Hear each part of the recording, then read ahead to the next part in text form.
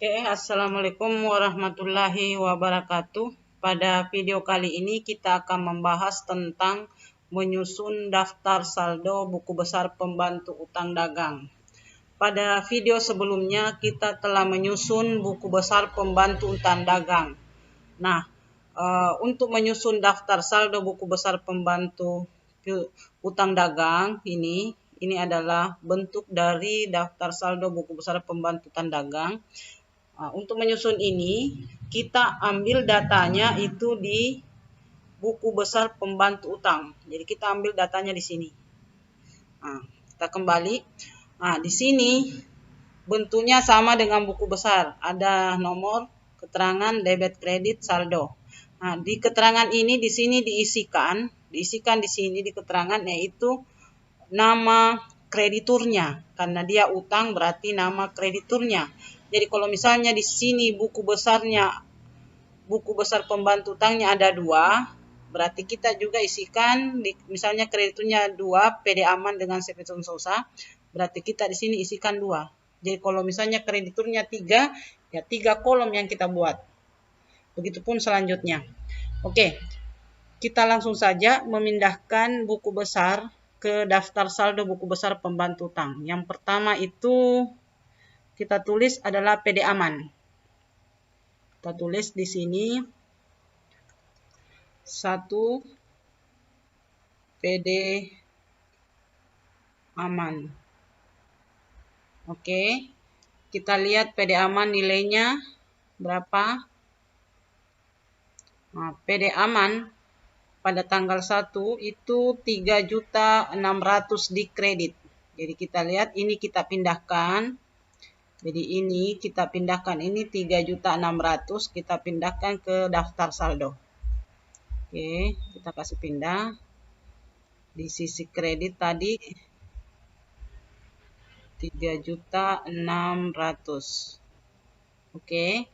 Kemudian belum kita isi saldonya, belum kita pindahkan lagi tanggal selanjutnya tanggal 3.600.000. Kalau misalnya tanggal 9 itu 3.600.000 di sisi debit.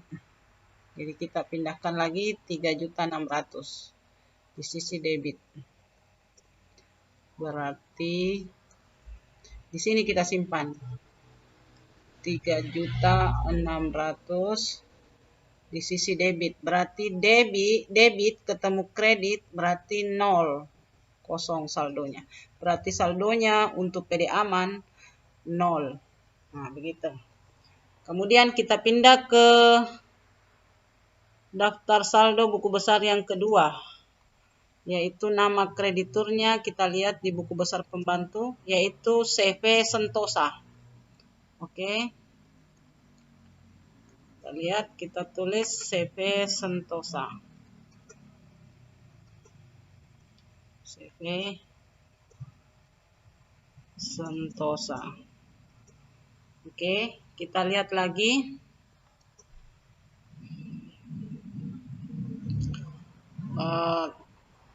Di bagian kredit 2.500.000 kita tulis 2.500.000.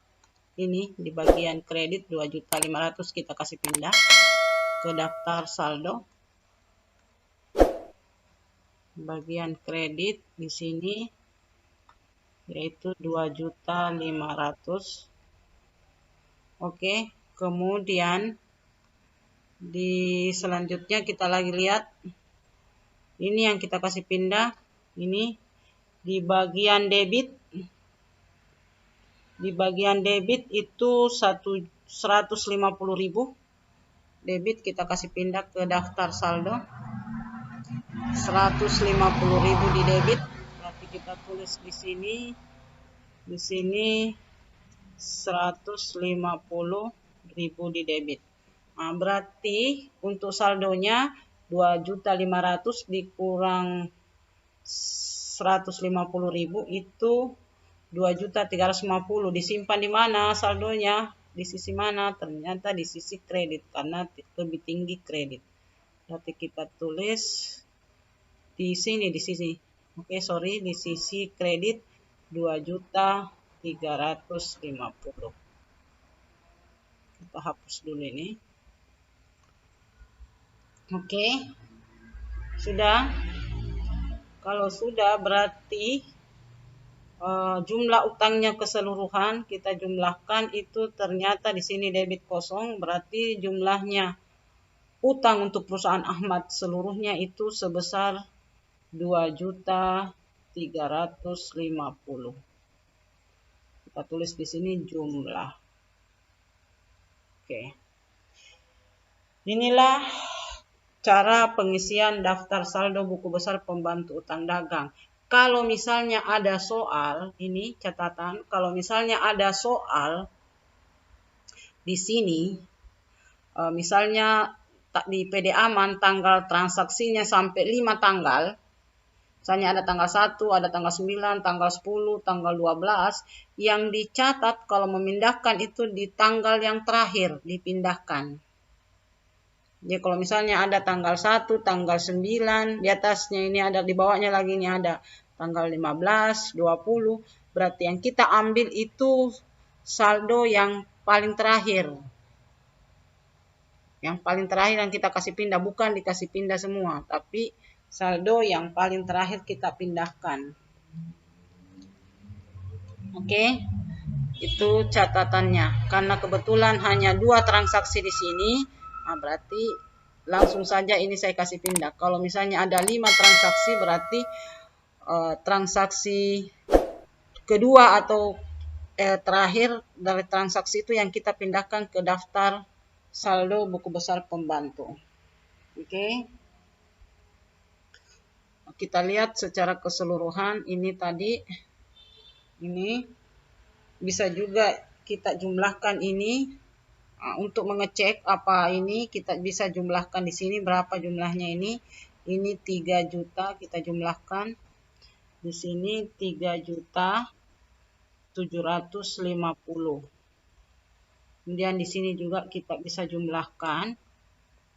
Ini 6.100.000. Nah, untuk mengecek apakah betul 2.350.000, ini kita cari selisihnya. Antara misalnya 6.100.000 dengan 3.750.000, itu selisihnya 2.350.000. Nah, di mana disimpang saldonya? Di sisi kredit, karena lebih tinggi ini. Makanya pas ketemu. Kalau kita kurang ke bawah, kita jumlahkan ini ke bawah, dapat ini. Kalau kita cari selisihnya dari sini, kemudian disimpan pada nilai yang tertinggi, di sisi nilai yang tertinggi, ya pas itu ketemu. Berarti cocok. Untuk lebih jelasnya kita lihat lengkapnya, kita lihat ini. Inilah hasil lengkapnya.